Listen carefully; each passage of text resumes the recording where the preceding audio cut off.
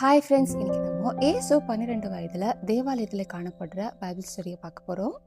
இதோட Bible reference லூக்கா 2ஆம் அதிகாரத்தில் இருக்கு.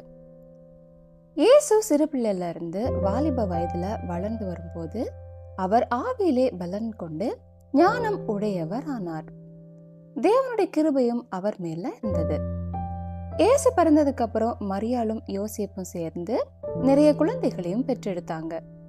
ஒவ்வொரு வருஷமும் மரியாளும் யோசேப்பும் பஸ்காவை ஆசரிக்க அவங்களோட குடும்பத்தினர் உறவினர் எல்லாரோடும் கூட எருசலேமுக்கு போவாங்க.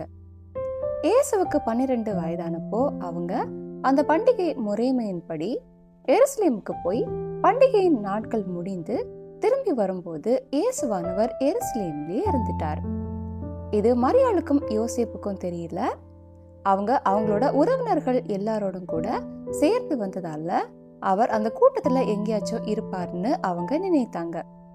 அவங்க ஒரு நாள் முழுசா பிரயாணம் பண்ணினதுக்கு அப்புறம் அவர் எங்கேன்னு அவங்களோட உறவினர்கள் கிட்டையும் அவங்களுக்கு தெரிஞ்சவங்க கிட்ட எல்லாம் விசாரிக்கிறாங்க. எங்கேயுமே இயேசு இல்ல. அதனால அவரை தேடிக்கிட்டே எருசலேமுக்கு திரும்பி போறாங்க.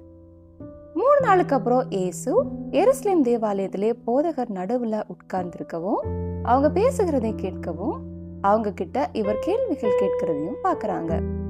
இயேசுவோட பேச்சை கேட்ட எல்லாரும் அவளோட ஞானத்தை பார்த்து வியந்து போறாங்க. இத பார்த்து மரியாளும் யோசேப்பும் கூட ஆச்சரியப்படுறாங்க. அப்போ மரியாள் இயேசுவை பார்த்து, மகனே, ஏன் எங்களுக்கு இப்படி செய்த?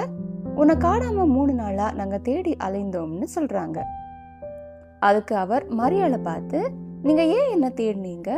என்னோட பிதாவுக்கு அடுத்தவைகள்ல நான் இருக்கணும் என்கிறது உங்களுக்கு தெரியாதான்னு கேட்கிறார். இயேசு சொன்ன இந்த பதிலை அப்போ அவரோட பெற்றோர் உணர்ந்து கொள்ளல. இயேசு சிறுவனா இருக்கும் போதே அவர் யார் என்கிறதையும் அவர் இந்த உலகத்துக்கு வந்த நோக்கத்தையும் நன்றாக அறிந்திருந்தார். இதுக்கப்புறம் இயேசு அவங்களோட கூட நாசரேத்துக்கு போய் அவரோட பெற்றோருக்கு கீழ்ப்படிந்திருந்தார். மரியாள் இந்த சங்கதிகளை எல்லாம் அவங்களோட இருதயத்திலே வைத்து கொண்டாங்க.